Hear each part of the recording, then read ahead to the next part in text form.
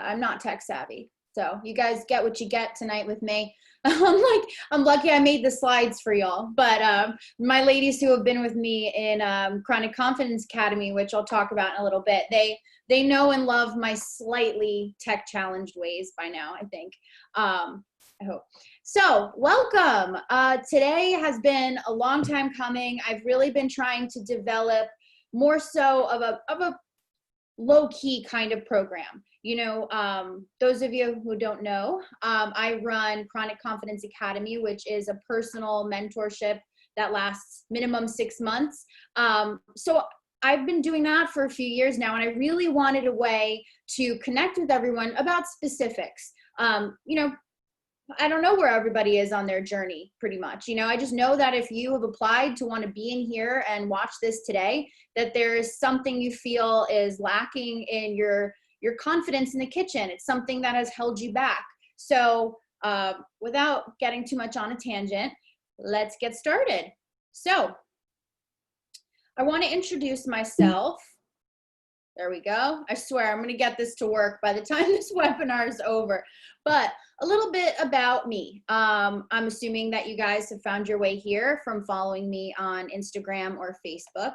I have been in the autoimmune chronic illness world since I was about 7 years old. The first of my diagnoses was type 1 diabetes.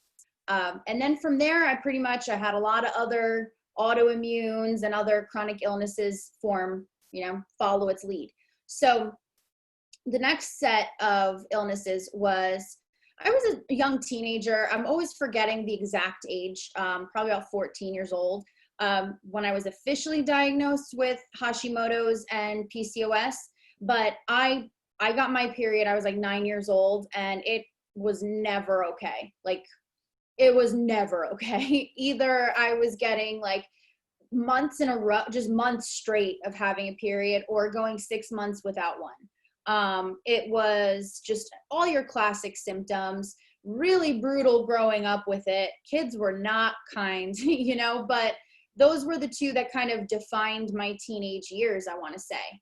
I had pretty much always struggled with weight.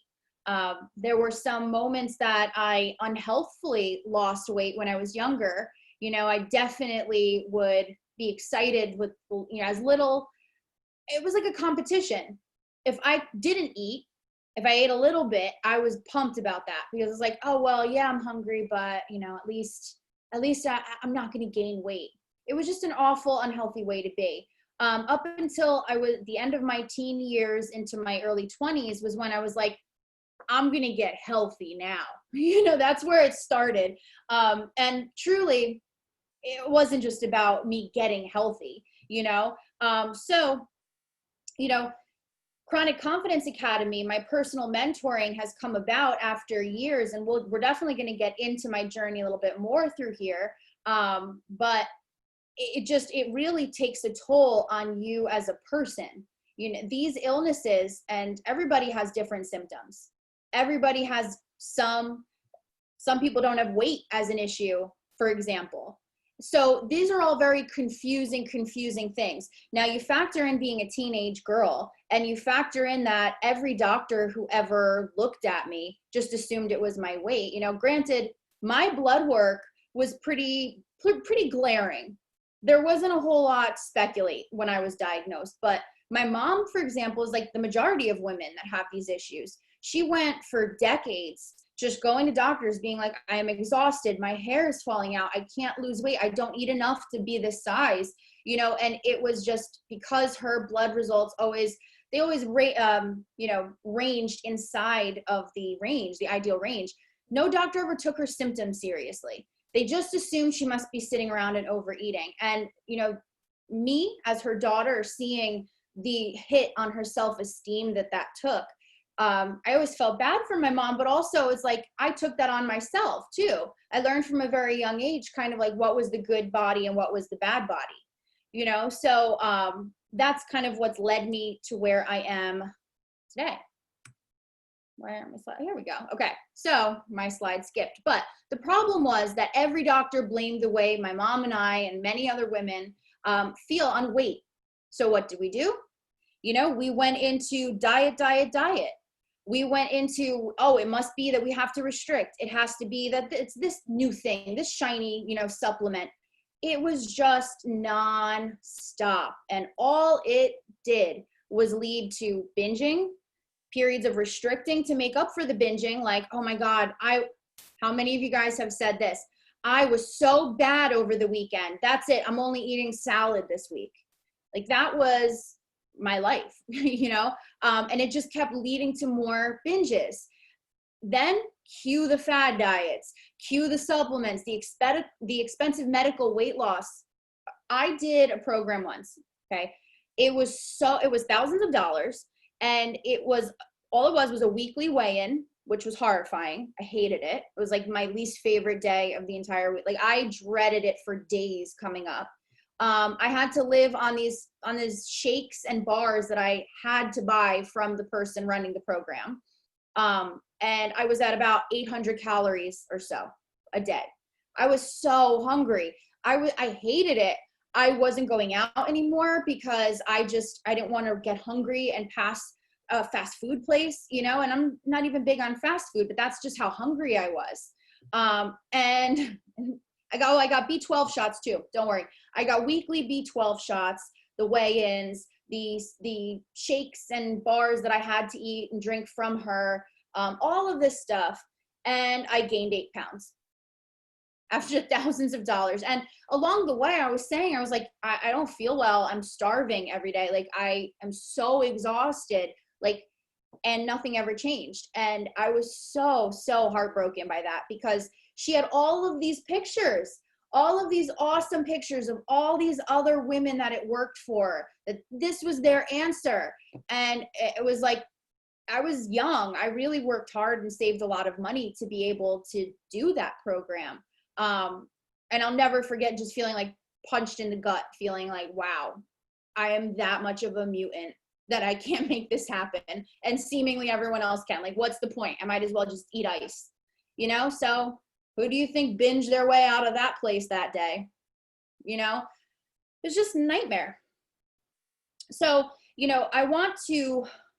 I have it here. I'm not very good at multitasking with the notes in this. I'll promise you one thing. Real is what you get with me. I could have sat here and put on some big glittery presentation, but you guys are getting kind of me working out the kinks of figuring out a PowerPoint. And I'm glad, but okay. I finally had a huge turn in my mentality, because after this had happened, after I was out the money, after I was like, I literally do not know what to eat anymore. I was like, I'm looking at the wrong thing. I had to stop being all about the weight loss. I had to become completely focused on my quality of life, my physical well-being, my happiness, the food I was eating, being excited for my day-to-day. Those were things that I was really missing, because I was really sick, but I really just cared about the weight loss, as awful as that is. Where I had this idea that if I had just lost the weight, the happiness would follow. If I lost the weight, feeling better would follow. And it was just so ass backwards, because here I was being so awful to myself when it wasn't accomplishing anything really. I had to learn how to do this. I had to stop fighting myself. I had to stop saying, why am I like this? Why do I feel this way? Why do I have to go to doctors? Why can't I wear, the clothes that the other girls wear? Why don't I lose weight the same way? Because it is what it is. We could beat our heads against the wall asking that question. So the only thing you could do, if you had to live that way anyway, if you were quote unquote stuck in that body, you had to learn how to actually live that way, right? To learn how to stop hating that body, because that's not going to accomplish anything. By the way, I am a big fan of people interacting with these as I'm going through. So use the chat feature. I'm going to go through it. I'm going to have time to try and get to everybody who leaves a question in there. But definitely, if this stuff is if it's hitting home for you guys, if you're relating to it, I for sure want to hear about it. If there's one thing I have learned from working with women that go through these things for as long as I have, it's that we all have such different stories, but there's still so much in common. So don't be shy, okay? Anything's really connecting, talk to me about it. All right, so today's goal. Today we're going to address the issues that keep us feeling like our confidence in the kitchen, our confidence to eat, to cook the foods we need to eat for our bodies is really lacking. And you know what? Some of you guys here, you may have seen my post and been like, like I've never even thought of that. You know, I never did either back in the day, but what we're so focused on is weight loss. We're not focused on making it enjoyable for ourselves. We're not focused on how can I do this the easiest way possible. So a lot of times we lose track of what the goal is here. All right. And that is to eat well, to sustain our body, to balance our hormones, to be healthy. The rest sorts itself out. So throughout today, hold on, there's a lag. Oh, okay, we're back. Okay, so, oh wait, actually, I don't think this is my tech fault. Someone was telling me Zoom was like on the fritz today. So, I mean, I'm not trying to jinx anything. Let the Zoom gods be in my favor today, but we'll blame the lagging on that, not user error. But, you know, tell me if you relate to this. You're nervous to tell your family about the food changes that you need to make, and you're guilty for burdening them with the foods that you're allowed to have.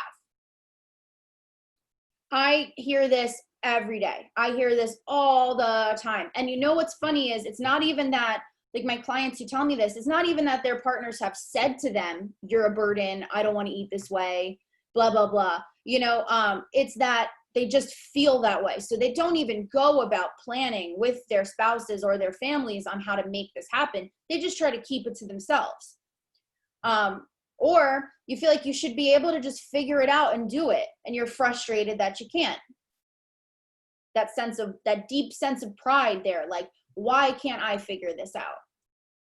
You don't think you're an amazing cook as it is, so hormone friendly seems like a damn prison sentence because you're like, wait, I can't eat anything good.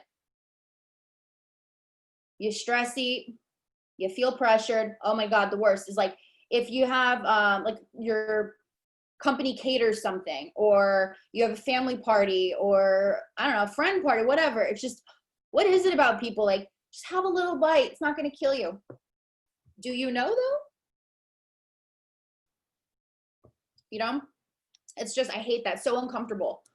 Mindlessly binging, you know, maybe you're going to have one bite of something and you're watching a show, and next thing you know, the whole freaking bag is gone and you're like, what happened? And there's just crumbs. There's the remnants, you know? Gets you every time. Emotionally binging. Is there, if we wanted to call 2020 something, I'm pretty sure we can just call it emotionally binging. Like, so, you know, it's, you had a stressful day, or you were disappointed in something, or you're nervous, you're scared, you're anything at all. Food is the number one comfort. We'd all be lying to ourselves if we didn't say that was the truth and that we weren't afraid to let ourselves have that comfort. Or how about this? You simply don't want to waste your time, your money, your energy, your hope. You come home, you're hangry. You're like, I can't stand people. Don't look at me. Don't breathe near me. Get out of my way. Let me get to the fridge and make this schlop. You make the schlop sucks, and like your day's ruined, right? No, we don't want to do that. So what do? If we're tired, if we're getting started later than we wanted to, if the pan isn't washed and it's at the bottom of the dishes, you know, there's a million and one reasons why cooking becomes the real headache. Okay. Who relates to this? It all centers around confidence, all of it. Your confidence to get what you need to get made, your confidence to clean up, to get it done with the right amount of energy, to make it taste good, to know what you're in the mood for. How many times have you been starving, but it's almost like you're pissed off because it is such a chore to just even think of what you want to eat? Not just what you can eat, but even what you want to eat. All of that centers around our confidence in the kitchen. And it's annoying and it sucks. I've been there. Little laggy lag. Where are we at? Come on. Why are we frozen? Oh, okay, good. Let's hope the entire thing doesn't zoom by now because I clicked it a million times. All right, the biggest aha moment of all for me, and I hope for you guys, is we don't guarantee our results any faster or any more certainly based on how hard we suffer in pursuit of them. We are so stuck as a culture on this, discipline. Harder is just, it's the way to go. If you have to wait to lose, then why the hell should you enjoy it? That is just why are we evil because we're not a size 2? Why do we deserve 50 lashes because we're a double digit pant size? It's just a load of crap, So don't keep thinking that, don't mistaken the punishment at the beginning of a new program for your motivation. That's a thing I see all the time is we think we're motivated, but really we're so excited to do something really difficult because we think it's going to give us the results we want, and we think it's what we deserve to do. It fades every time, and that's not motivation fading. That is you realizing it's a shitty way to continue living your life and not wanting to do it. So you have to find the root cause. You got to find what you need, and that differs from person to person.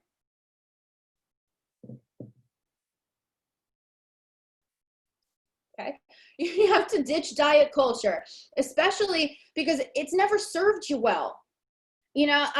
Unlearning a lot of the things that we have learned in society over time is sometimes the hardest thing my clients have to deal with, is just the keying it back and getting simple. Because I know when I was at my wit's end, I had been just researching and so freaking confused on what to stick with, what to prioritize, what to do next. It was so disheartening. So unlearning and getting back to basics and listening to our bodies, that is something really difficult for people to do, but it is so worth it.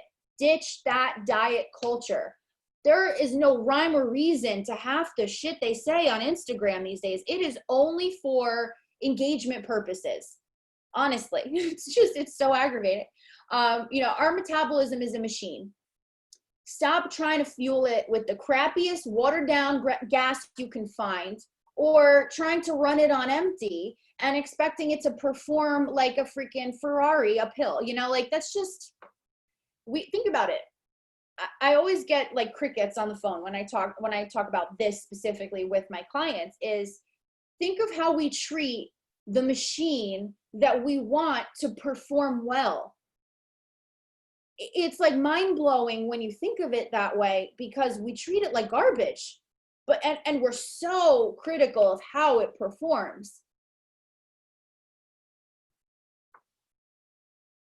The common dilemmas, okay? We're gonna go through today the common dilemmas that screw us up in the kitchen and with the way we eat. Knowledge/skill, time and energy. And as I read these out, I want to hear what's connecting with you guys. Which one of these is your kryptonite, let's say? Taste/binging, and I'll explain why I paired the two together. Family support. That's a big one I hear about all the time. So for knowledge and skill, it's basically like not knowing what the hell that you want to make, not knowing how to make it. I feel like anything I eat is going to make me feel worse, and I don't even know what to make anyway.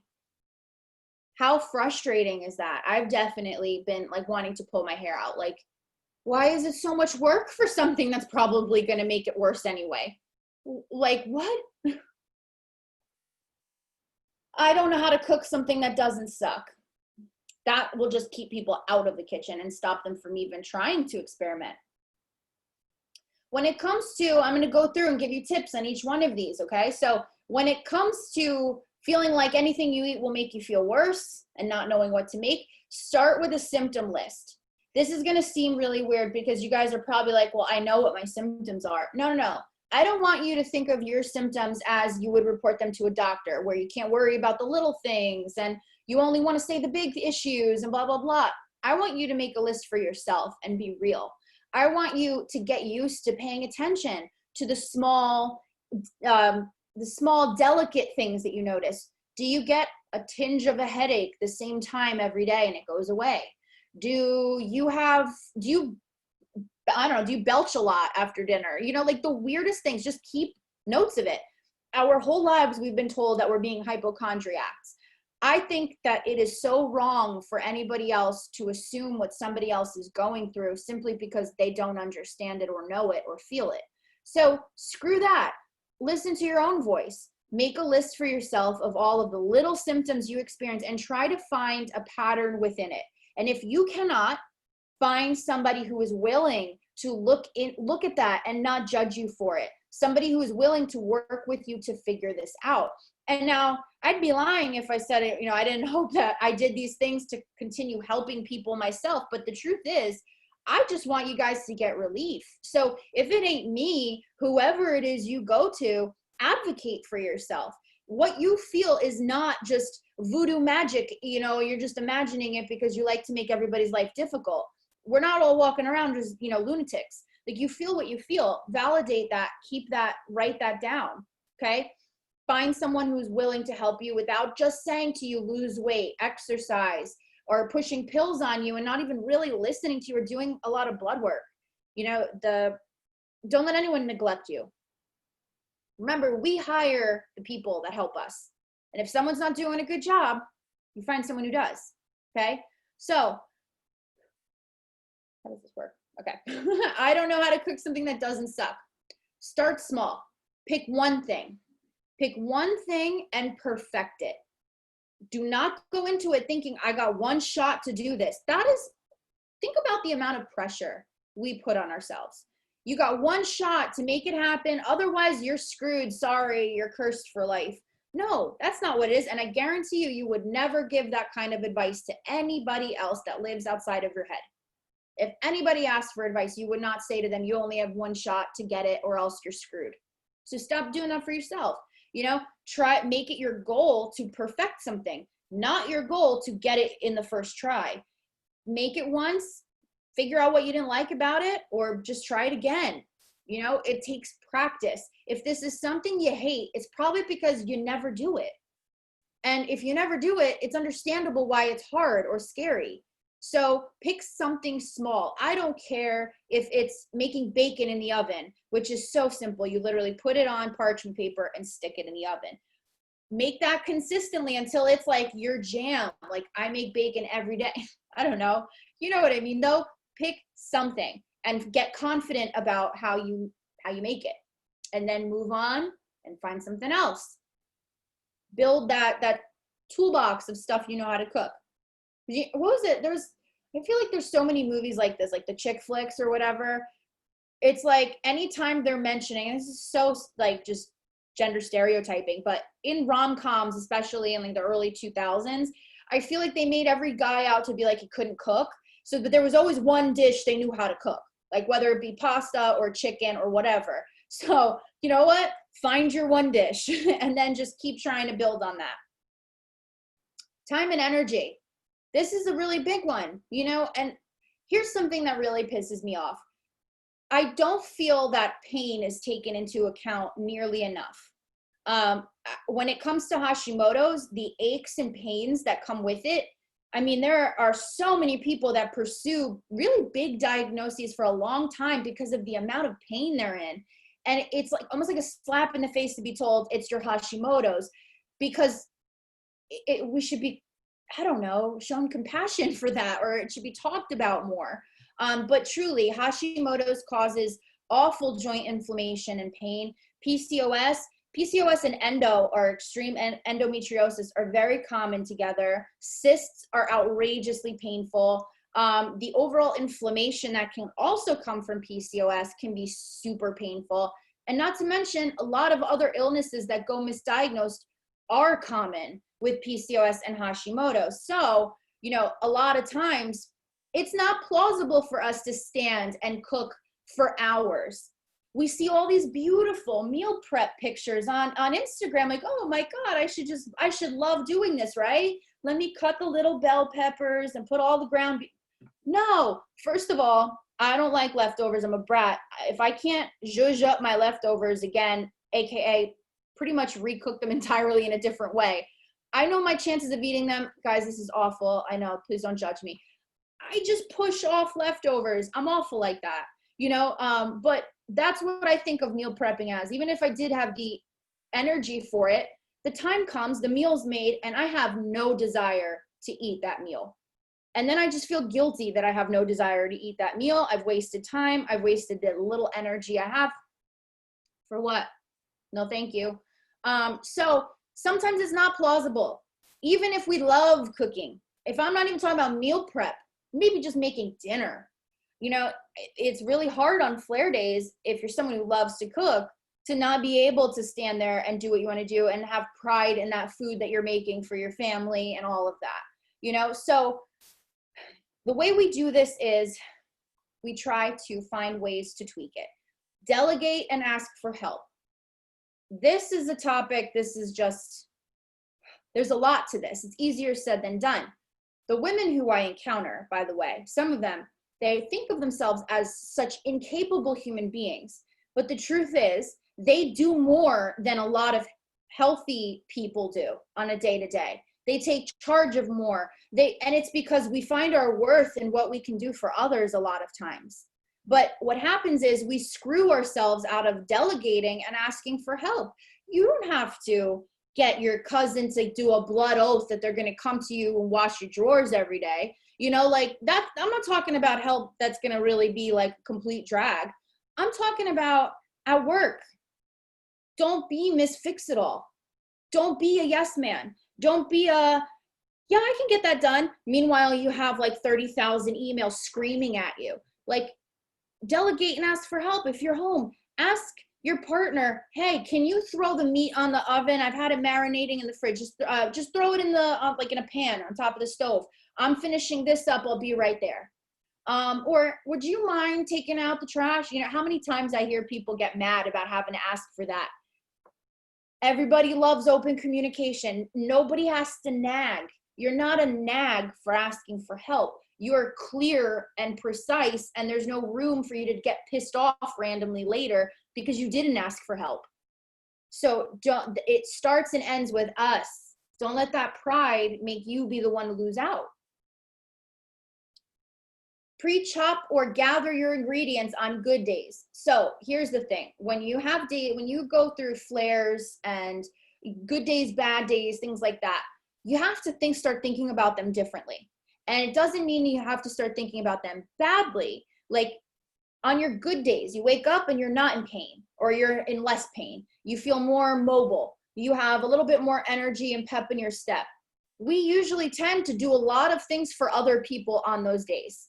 Those are the days that we feel we should be doing stuff, because it's like, I gotta capitalize on this moment because I don't know when the hell it's gonna happen again. How many of you guys can relate to that? Burning out on the good days, and then your bad days feel extra, extra bad, mentally and physically. Because mentally, you're like, wow, I knew it was too good to be true. It didn't last. How long is it going to be like this? Am I always going to have flare-ups? And physically, you're going to be in a flare-up. You're going to feel like shit, you know? So it's really kind of beats you down. So on your good days, you want to think about making your bad days easier. That's a huge thing. Make your bad days as easy as they can be. So pre-chop or gather your ingredients on those good days. You know, if you're going to be making, I put up a lot of bread recipes, you know, but if you are, let's say you like to make your gluten-free, low-carb bread, pre-gather the dry ingredients in one sandwich bag. So you know that one sandwich bag holds a recipe worth. So then you just add the wet ingredients, and it cuts out the work on the days where even getting a pinch of salt would be too much for you. You have it taken care of. And it also allows it to be easier for you to ask for help. Why can't your partner help you out and make some hormone-friendly bread for you on a day where you're flaring and you feel like absolute hell? I know you would do it for them probably if they asked, and you wouldn't feel badly about it either, as long as you knew what you were doing. you know? So getting that extra step out of the way helps. If you were to say, you know, like, babe, I don't feel well, like I'm exhausted, like I'm having a flare day, like I have the bread, the dry stuff's portioned out in the fridge. You just have to, I'm spitballing here, but you just have to dump it in a bowl, mix it with some eggs, and then when it forms a dough, put it in the pan I have under the sink that looks like a narrow thing. You know, telling them get the loaf pan might not work, but telling them get the loaf pan might not work. But basically, help yourself delegate it out to them. Order groceries online. Guys, don't feel, listen, I have heard this so many times, but it's $10 extra. Okay. Find $10 elsewhere. Find $10 that you spend frivolously. I guarantee you, as a matter of fact, when you order online and you're not surrounded by so much stimulation, and it doesn't even have to be temptation, but let's call it temptation. Sometimes the temptation is just to throw the shit in the cart and get out of there. Well, when you're ordering online, you won't want to do that. You'll be able to take your time. You'll be able to look at the sale prices. You'll be able to figure out what you can get instead. It's all in front of you in the quiet of your home. Like, it is so, in my opinion, worth the $10 because it allows you to pick what it is you want to pick. Yeah, sure, you can do that grocery shopping, but you remember my point about making it harder on ourselves? We feel like we should go grocery shopping. We feel bad taking that easy way out. It's not the easy way out. It's the way that you're gonna get what you need to get, make sure you feel okay and have a ton of energy. Like, it's a win-win. Start learning how to negotiate those terms.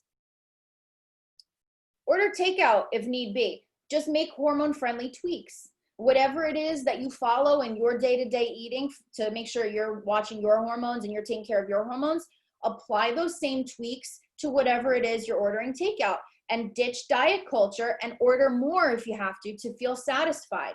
It's okay. Shit, order 2 entrees. You know, if budget allows for it, order the 2 entrees because you're taking the bread off. It's okay. There are no rules. And of course, join my recipe group, the Pudge page on Facebook if you're not already in there. I haven't been posting as many original recipes as I have in the past, but if you search the page, chances are you can find a recipe for almost anything you want. I love recreating stuff. Next month, I'm going to be able to start doing more experimental foods. So I'm really, really excited. I'm going to be doing some plated desserts, some non-alcoholic mocktails. It's going to be a lot of fun. So definitely, if you're not in my Pudge page already, go and join. The link to join is in my bio on Instagram, or if you follow me on Facebook, just shoot me a message and I'll invite you. Okay, so taste and binging. This is important. So taste and binging, in my opinion, go together. If we have to say no for a long time, we will eventually say yes in a way that will sabotage us. The way that we say yes, we can sit here and say, no, I'll never binge like that. I'll always be okay. Okay. The way that we sabotage ourselves is in such a way that we don't see it coming, but it's one moment that turns into a binge. And what happens is it's so defeating, especially when you're the type of person who takes pride in not binging. When it finally happens, you feel like garbage. And you know what? When it finally happens, isn't, eating the entire buffet line. It isn't a whole carton of Breyer's regular ice cream. It doesn't need to be that way. When you're stuck in a binge mentality and you're used to saying no and being driven by that, then you could eat a lot of broccoli and feel like you just binged and you feel so guilty. It makes it hard and it skews quantity, portion, when you think this way, okay? Excuse me. But find hormone-friendly substitutes that you enjoy the taste of, because it's tasty. I thought I was typo, but yeah, just because it's tasty, we put the pressure on the food to have to be exactly the same as something else. But let me ask you a question. If you get pizza from one place and you get pizza from another place, are there variations in those pizzas? Of course there are. If there weren't, then why would people have favorite pizzerias? Now, would you hate the pizza that came from that other place that's not from your favorite pizzeria? I would hope not. I wouldn't be that bad, you know, and if it was, then it was just bad pizza. But it was bad pizza, just that kind, not crossed it off the whole board. So why do we do that with hormone-friendly variations? We do that because we're thinking about it needs to taste exactly like my favorite pizza in the entire world to make me feel like I can stick to this. You ain't ever gonna stick to it. It just is what it is. Foods taste different. It's not about finding a pizza substitute that will make you no longer like pizza.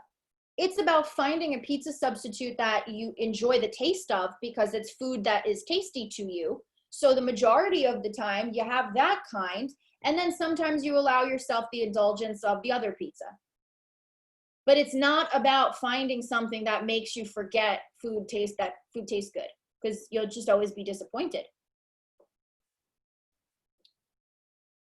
Oh, really? Okay, there we go. So whenever you say no to something hormonally unfriendly, make sure you make a point of it, like deliberately go and eat something that you enjoy that happens to be hormone friendly. Now you might be saying, but it's all right. If I say no to it, I can deal without having it. No big deal. I know you can, but that's not my point. This is an exercise. There is a deeper reason as to why I'm saying you make sure you go feed that craving.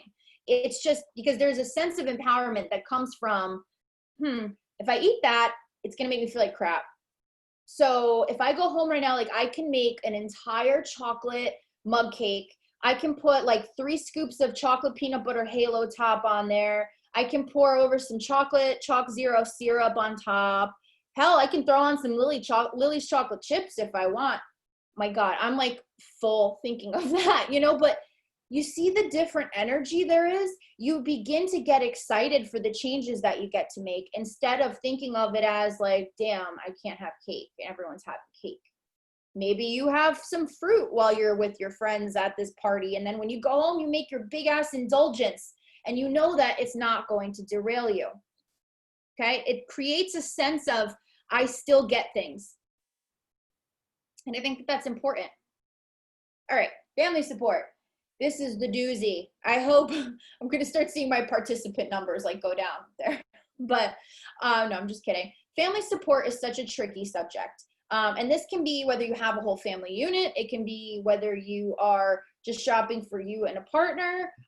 It could be in terms of if you just want to include people in your life or you're going out to eat. It doesn't even need to be inside the home family support. But in general, please disregard my insulin pump beeping. I don't even have the thing to turn it off.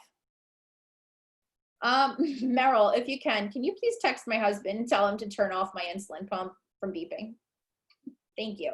But having that family support is really important. Even just not having to answer to people in a certain way can sometimes help you. So fear of even asking because you should just be able to deal with it. Let's deal with that first. Why? Why should you just be able to deal with it? Why haven't you? It's not because you're just a jerk or you're just some slob who can't control themselves. Like the women we're all here because we have tried so hard. So because we haven't been able to just deal with it doesn't mean we're just stupid. It just means we have to learn, okay? So maybe the problem is even being afraid to ask. Maybe afraid to ask your family to have to change their ways. I should just be able to handle this by now. No. Or maybe your family's just, they're made of picky eaters. Okay, here we go. Oh, did it not? Is it lagging? Oh, there we go. Okay, guys, this is a medical issue. This is not pageant prep. Nobody's trying to get on the cover of Sports Illustrated, so that's why you're telling your family they can't have bread anymore. We are not, that is not where we are at with this, okay? Where we are at with this is your kid comes home and is, you know, has a stomach out to here because of bloating and distension. And they live, you know, taking naps all day long. They can't even form sentences from the brain fog. They're losing their hair. They're gaining weight left and right. Something's going on. Would you regard your child going through this the same way you regard it for yourself? Would you continue to be like, well, no, I'm not changing the way I eat? Like, why? So they could be on a diet? You would never do that. So why? Why are you doing it to yourself? This is not for just aesthetic values. This is because you need to take care of disorders that have been making your quality of life garbage lately. So if you can't trust your family to get on board with that, then I think maybe the bigger issue is finding a way to branch away and be your own support in some way. I know I can only like skim that very deep topic in this very short webinar. I don't mean to sound insensitive about it, but I want you guys to get a little bit defensive for yourself, because I was the same way. It came down to a root of, I didn't feel I deserved the help. But that was so false, and it's false for all of you. So please don't confuse it. This is not just you trying to trim down, you know, the needing to trim down is a part that comes with the disorder, with the disease. Ask that your trigger foods be kept out of the common area of your house. Now, I know it's going to sound weird and crazy and not ideal, but you know what? What is ideal about having these illnesses? Nothing. So if someone's going to be in your family unit, they got to get on board with that new normal that you have. And I'm sure the majority of them would. Even if they put up a fuss at first, it's okay. It's not the end of the world if they're a little annoyed, you know? But ask that your trigger food be kept out of the house, or at least out of the common area. You want to keep it in some cupboard I don't know about, by all means. You want to keep it at your, you know, for couples that don't live with each other yet, you want to keep it at your house, that's fine. You want to keep, I don't know, keep it in your car, keep it at work, eat it before you come home or when you're out of the house, whatever. But if there is a food that you're having a very difficult time not binging on, and you're having a very difficult time learning how to cut it out of your day-to-day so that you can feel a hormonal balance, and your partner's comfort in eating what they want in front of you is more important, we got some deeper issues here, you know? So just keep that in mind. Don't hate me, but keep that in mind. For picky eaters, find something that is mutually enjoyable, it's palatable for everybody. And remember, you are not a bad mom, you are not a bad wife for not keeping things in the house that aren't really good for anybody, honestly, and for including variety. That maybe you guys stumble across something you actually just, if you didn't even know it was hormone friendly, you would love it. Like broccoli cheese skillet, medium well steak, and Nick likes his medium rare. And so broccoli cheese skillet, medium well steak, burrata and tomato salad, green beans, like these are things people eat even if they're not on a diet, you know? So find something. You might have a couple meals that they're not a fan of, but they'll forgive you. Just keep trying. You all deserve to eat good food that tastes good and not get sick from it, okay? So I am dying to know, I can open up my chat now. What's been your aha moment during this Zoom? I know I talk a lot, but what throughout this Zoom has really been the, oh, wow, for you? Let's see this chat. Okay, so, thinking I can do it all alone. Yeah, we hate asking for help, but we're more efficient when we ask for help. You know, when we ask for help, we learn something one time. I want to say the majority of the women who have figured out how to be on this Zoom today are pretty self-sufficient women. You know, you've figured out a lot of shit on your own already, but that doesn't mean asking for help means you're lazy and someone's going to do it for you. Someone's probably just going to explain to you how to do it. You're going to have to do it anyway. And now you'll know how to do it for the future. Okay, good. No lagging on my end. Over here, it was like not showing stuff. Super scary. Unlearning societal expectations and learning to listen to our bodies and what they are telling us. Yeah, absolutely. Knowledge and skill, family support, honestly, taste. I always feel like I need to be 100% satisfied with the meal or I want to throw it out. Reevaluate too, what is satisfying to you? Sometimes, I swear to God, people laugh at me all the time. Sometimes something's not salted enough. Something as simple as that. In the culinary world, we talk about salting things properly. It is the cardinal sin is to have a food that is not salted properly. Like, get it out of my face. I can't deal with bland food. So sometimes you need to add a little bit of lemon juice or some ketchup or cook it a little bit longer or something. And sometimes it just didn't work out well and you learn and you make something else, you know? I get red pimples on my cheeks when I used to eat gluten, so now I don't, or I try not to eat it when I'm in other people's houses. I need to rest at least 2 days after I clean my house or do heavy chores. Yeah, you know, depending on where everybody is at in their protocol, you know, you want to be able to do what you got to do for yourself, no matter the situation, whether you're at a friend's house, whether you're on the road. I get this all the time where people will be like, well, I wanted to stay, you know, I wanted to do what I had to do. And in CCA and Chronic Confidence Academy, we work with baby steps. So I wanted to stick to my baby step, but this happened. Or then this happened. It's just a really crazy week. It's not that I don't care. Like, I care very much that you had a stressful week. Of course. Our hormones don't give a shit. You know, and that's something I have to tell myself as well. It would, of course, there are things that come up. It would be so much easier to just grab something quick, grab a sandwich and be done with it. But it just don't work that way. You know, our hormones don't care. So the difference has to be, how do we learn how to do what we have to do in any situation we can? That's where the work is. It's asking for help and how to do that. That's the hard part. I can attest to the cysts. So hard to find the energy sometimes. Yeah, people don't talk about, you know, everybody's fatigued that has this, the number one symptom of both of these illnesses, but yet we talk about it like we're just sleepy. We know what it feels like to be fatigued. People talk to us about it like it just means being sleepy.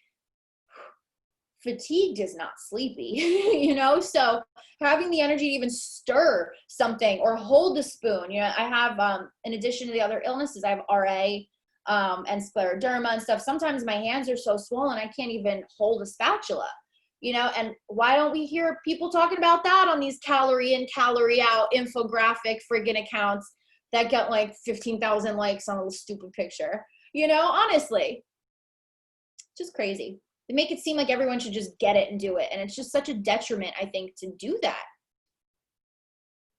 I always feel so drained and tired. Yeah, that's the number one symptom.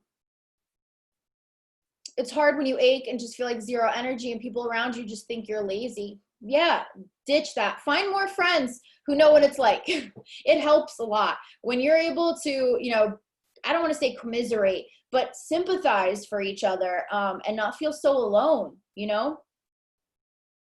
So hard when, if I don't cook, my husband doesn't help me. I don't even think of asking him to make dinner. Right there. Yes. What? They're probably shitty cooks because nobody ever asks them to make dinner. You know, what a travesty. Trust me. This guy back here on the other side of this wall over there listening, I'm sure, waiting for his compliment because he's a great cook. He's like, thank you. That came with me being like, I'm not cooking tonight, but I'm hungry. There's steaks. And then from then on out, it was like, if I'm not cooking, he's cooking. If he's not cooking, I'm cooking. But it was that first initial setting up of that dynamic together of cooking, because I think it just kind of is assumed on both parts sometimes. So, but yeah, you know, and it's something to learn. It could be fun. If he tries to cook for you and it sucks, though, don't be mean. Just be like, let's cook together next time. I'll show you. Yikes. Still working through not being a yes man. It's all about how you frame it. All about how you frame it. You can just you can be like, no, or you can ask questions in a way that, you know, you could say, I'm going to use the example I've used with you before in the past. And what you could do is you can say, I'm currently working on XYZ. So I won't be able to get to that until at least tomorrow morning. Is that okay with you? Or is there someone else that could get to it faster? It leaves the options in their hands. It was never assigned to you, so don't feel responsible for it just because somebody asked. That person doesn't feel responsible for it. That's why they're asking you. So, okay. This will be impossible for me. My husband is clueless in the kitchen and he doesn't even want to be bothered with learning. So then you can tell him, I need you to do it for me because I don't feel well. And if he's like, no, be like, then you can order takeout for yourself. I'm going to place my own order. I'd get real petty. I'd be like, I'm placing my own order then. I'm just kidding. It's all, Lachita, text me. It's all packaging. It's all packaging. How you market let's learn how to cook together. Let's do date night together. Let's, watch this cooking show and try to copy it. There's so many different ways. And then having the patience for them not reacting the way you want. That's the second part. They think it's my problem and I should just do a fad program or surgery to lose the weight. They can think that all you want, but the fact is the fad program ain't going to make you lose the weight any more than any other program is going to. And I have a lot of clients who have received gastric surgery before. The weight isn't put on because you sit and just shovel food down your mouth all day. The weight's put on because of hormones. Just because you cut half your stomach out doesn't mean you're not going to have a hormonal imbalance still. So you might have a honeymoon period where you do lose the weight, you do regulate, you do see, oh, my insulin resistance is gone, this is gone, that's great. It comes back. It comes back. There's a reason your imbalance is there, and it's not because your stomach is whole. So they can think that all they want. They don't have to live in your shoes. But my issue is that my husband wants me to lose the weight, but isn't entirely willing to help me do it. Then you have to not care if he's upset with you. That's the hard truth, is if somebody else can't want it more for you than how you want it, but if they're not willing to support you and help you in the process of getting to that point, then you got to learn how to do it yourself. And that means that they may have to come second. They have every chance. Continue keeping that open to including them. Don't be like, well, that's it. If you don't want to be a part of this, then, but don't be upset if some nights you say, look, I really just didn't have the energy to cook for everybody. I made what I could eat so I didn't get sick. But you can definitely order takeout or, maybe plan something for yourself. Because if they're going to take it for granted that it's hard on you to feel better, then they can't also expect you to make the things they want you to make that you can't have without feeling sick.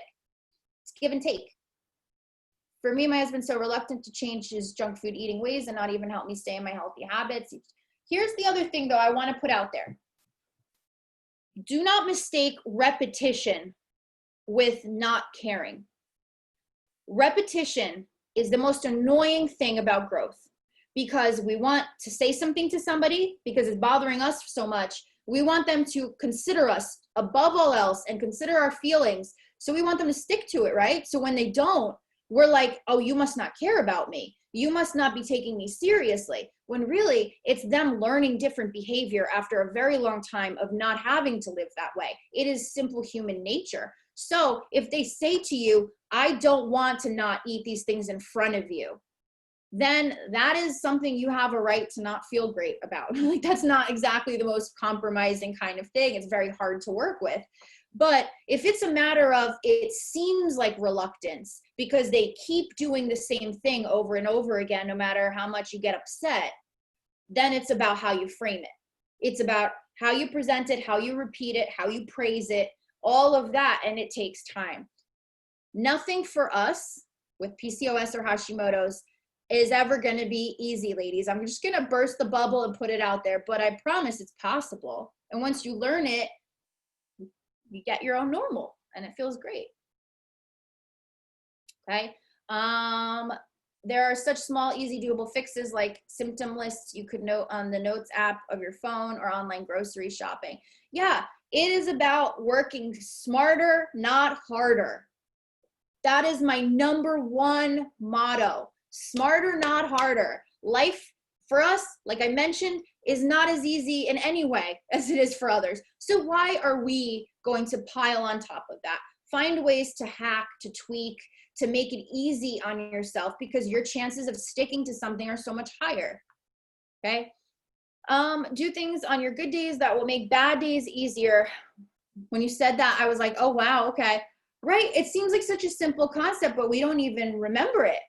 You know, we don't think about it that way. Or the machine, you know, stop trying to give the machine less fuel or crappy fuel and expect it to perform like it, you know, you're giving it the best kind of fuel. How can I balance my way of eating with my husband's? You make delicious things that are delicious for you both. You make what you make. And if he wants to go out and buy and fix for himself, whatever it is that he wants to make and buy and fix for himself, that is something that makes you sick to eat, then he can do that. But I also would further that and say, please don't eat it in front of me. So balance that. There's no easy answer. It's going to take an uncomfortable confrontation at some point, you know, but I want to keep reminding you, you are not a pain in the ass. You are not broken. You are not damaged. You are not a burden, unlovable, someone who will be dumped because of this. Like, none of those fearful thoughts. I say this because I felt them in the past. None of those fearful thoughts are real. And if they are real, it wouldn't be the worst thing. You know, but I have a feeling, knowing you guys the way that I know you, it's just a lapse in communication and learning new ways to do things. I don't think it comes from a like deep down lack of caring. I think it's just a lack of knowing. I don't know why I was gonna say cold worker. My coworker told me today that she is going to yell at me if she ever sees gluten on my plate. We have to eat with our school kiddos what they eat.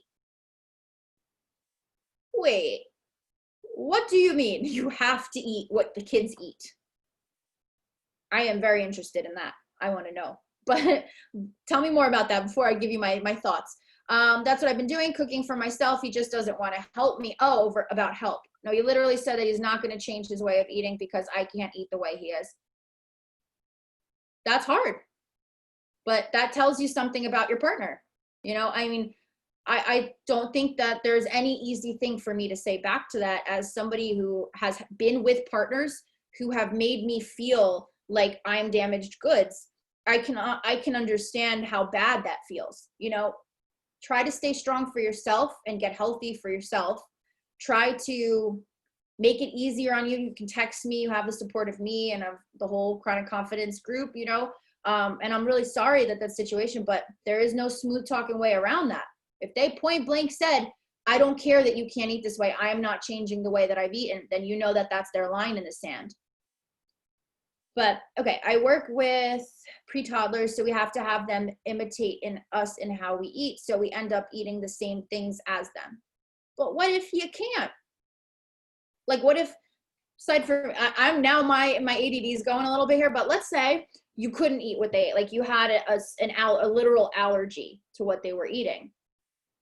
So interesting. I don't know. Text me about it. All right. So guys, this has been awesome. You know, I didn't want to do this with any pitching, but I mentioned that I've been wanting to do something that was just a little bit more affordable, a little bit more precise, that has to do specifically with food, with what we deal with, and not a one-on-one type of mentoring, but a group type of setting, much like this.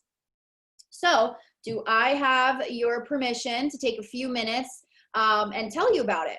I'm really, really excited to share about it. I'm not going to lie, I hate being spammy, so this is not natural to me right now. But if I have your permission to share with you a little bit about Kitchen Confidence, I would love to. All right, awesome.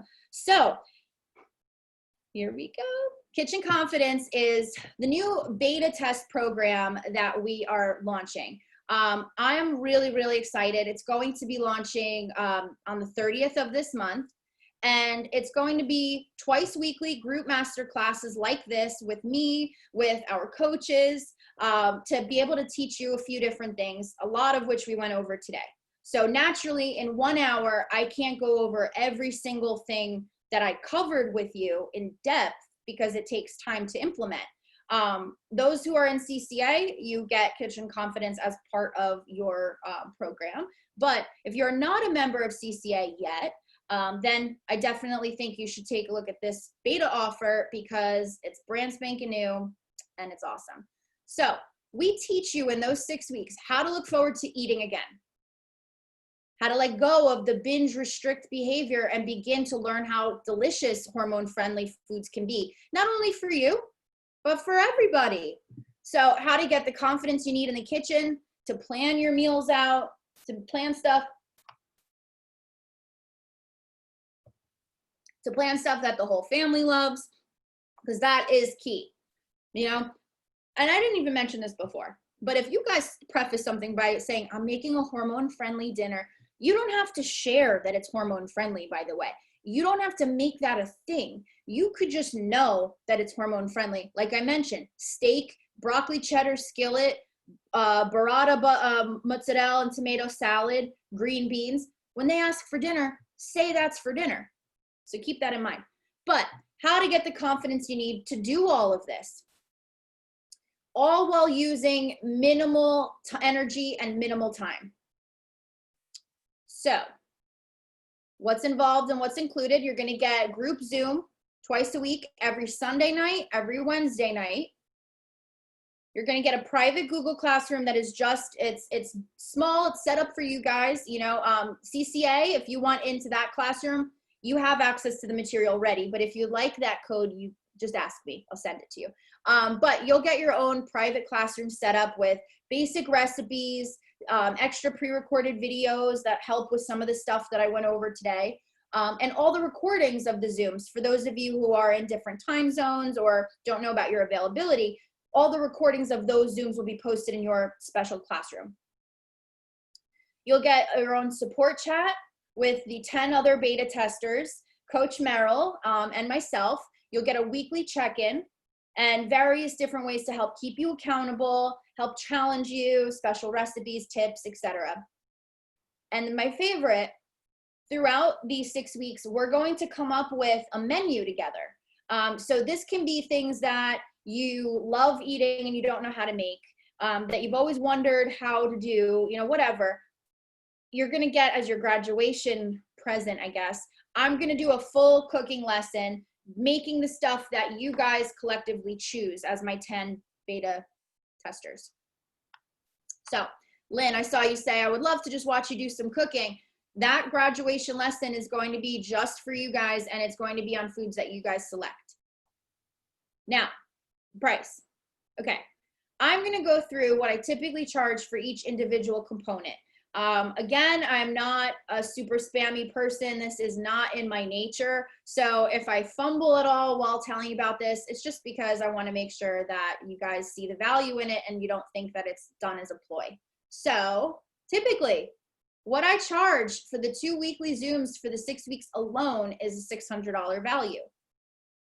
My accountability coaching with me and my coaches is usually a $400 value. The Google Classroom is usually $197 alone.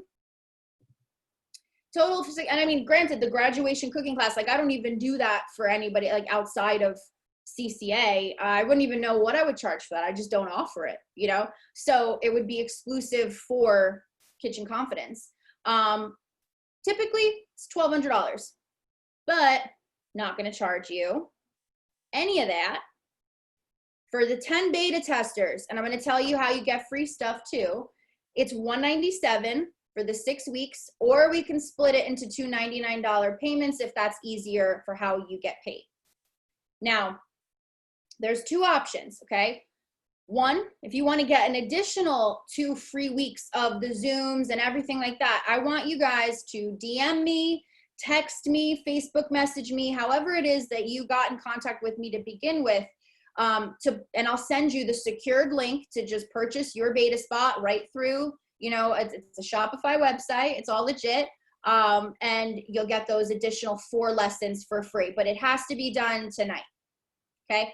Or until 10 spots fill up or the next 48 hours are up, whichever one, the $197 beta price will be reserved for anybody who wants to reach out and have questions, discuss a little bit more, that's fine too. This is, you know, the reason that I'm doing this is really our first time doing a small group coaching program. we might, we're going to be doing this in the future. We might branch off into couples, intimacy, personal style, stuff like that. This is really our initial launch, our beta test, our way to make it as great as we can. So you're going to get a lot of stuff that future programs like this are not going to get. That being said, you'll be our guinea pigs in a way. So I hope that whether it is that we continue working together in this capacity, whether you just keep me updated as a friend and somebody who understands, whether you are in CCA with me and we can text after this. I can't wait to hear what you guys think. Whatever the case may be, I want to thank you guys for taking the time out to be here tonight, to reach out, to want to be here, for the support you guys show me on my platforms. I just really appreciate each and every one of you. And I'm always here in case you just need a friend and someone to talk to. So thank you for tuning in. And I hope you guys enjoy the rest of your evening. I hope to see you in the next 6 weeks in Kitchen Confidence. So bye.